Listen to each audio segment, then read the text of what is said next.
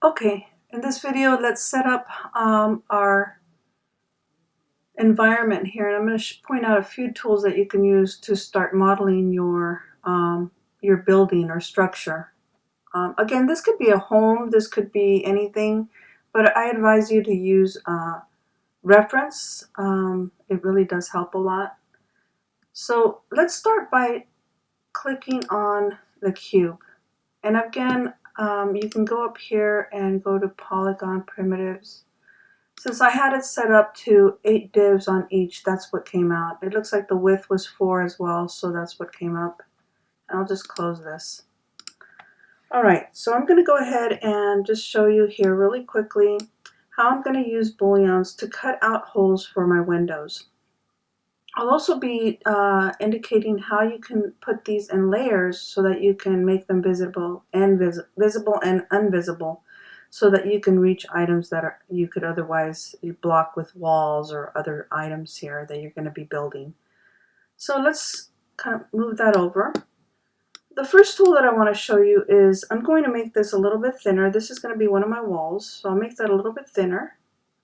And I'm going to move this down. Now you'll notice that each of these items has a pivot point or origin handle, which is in the center. It's always in the center mass of any object.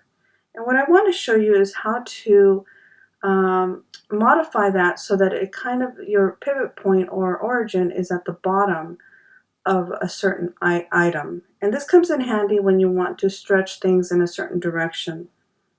And it will remain glued to your grid here. So I'm going to hit D on my keyboard, and that's going to give you this where I can align that pivot point to the bottom.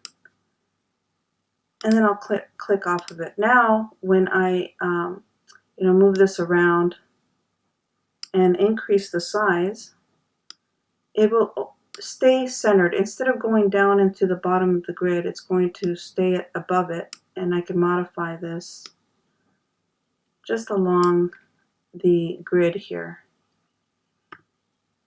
So I'm just going to set that there and maybe make this a little bit wider. Now, I do want to point out that I will use another object to cut out the window holes. And I'll just drop that in as a cube. I can make that a little bit smaller. Now again, it's going to help to kind of work in different views. So if I click on my views here or hit the space bar, you'll see that I have my top view, and I can zoom out. And I can move this that I'm going to be cutting out in the different views here. So I'm kind of working within all views to place that window or that hole where I want my window. I'm going to go ahead and make this a little bit thinner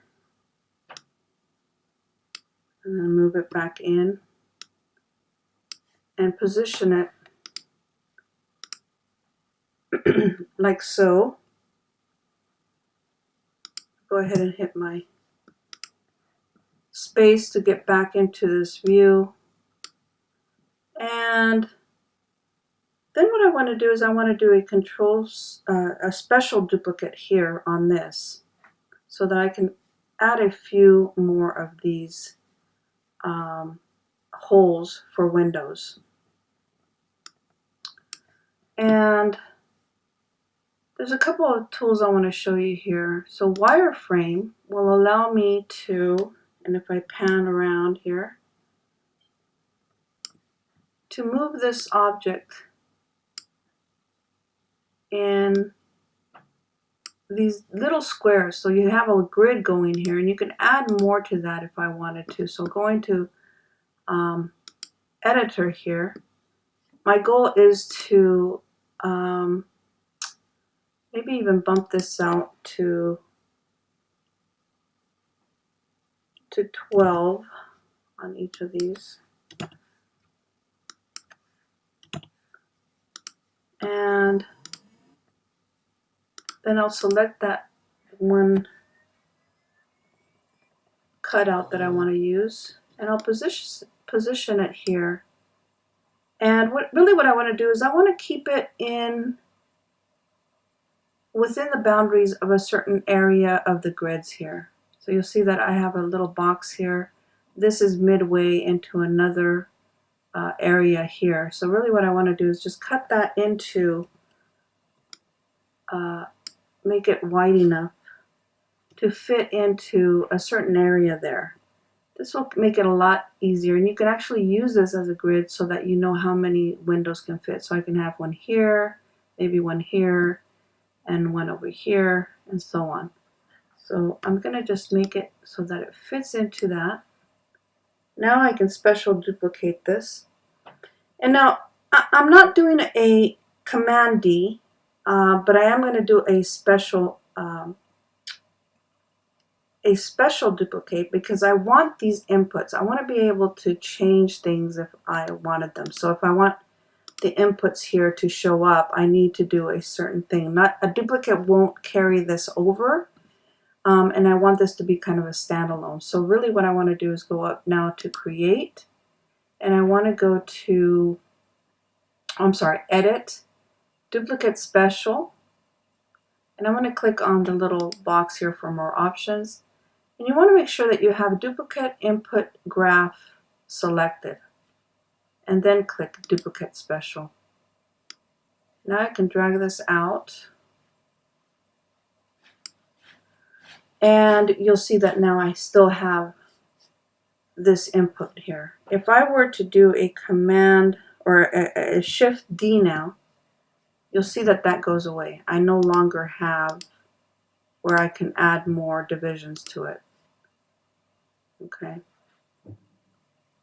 So that's the difference between those. So if at a later date you wanted to, change that, you wouldn't really be able to. So 3 windows are good there for now. I'm just going to leave this so that maybe I have something in the corner here, a little bit more extra wall. And then I'm going to, I'm in the grid view right now, so I can click off of that and go back to my regular shaded. But you can see how it's hard to see. So that's why I like working in this view. I can also work in a,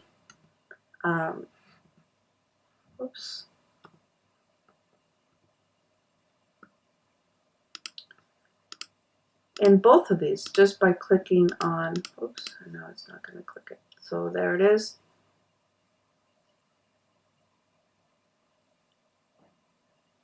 A wire and shaded here next to this. So you could do both. You can have it shaded and a wireframe by clicking on wireframe on shaded. The first one here is wireframe. The second one here is shade all. And then you could have just the shaded and wired. So I'm going to go ahead and create a boolean for this. So I'm going to select again first the object that I want to cut into, and then hold down Shift and select what I want to cut into that with. So I'll go up to Mesh, go to Booleans, and select Difference. And now you can see that I created my first wall. The nice thing about this, again, is that you can modify certain objects here. So if I were to select certain things, I can go ahead and move them if I wanted to. But for now, I'm just going to leave it like it is.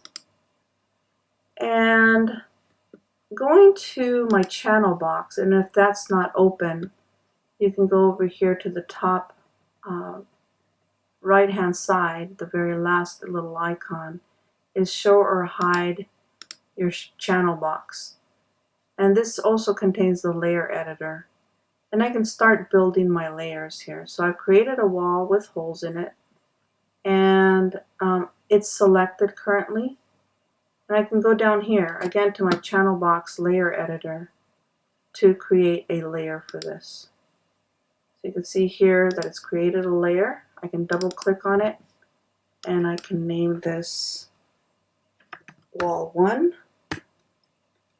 You could be a little bit more detailed if you wanted to. You could say left or right, but I'll go ahead and just leave it as wall 1 for now.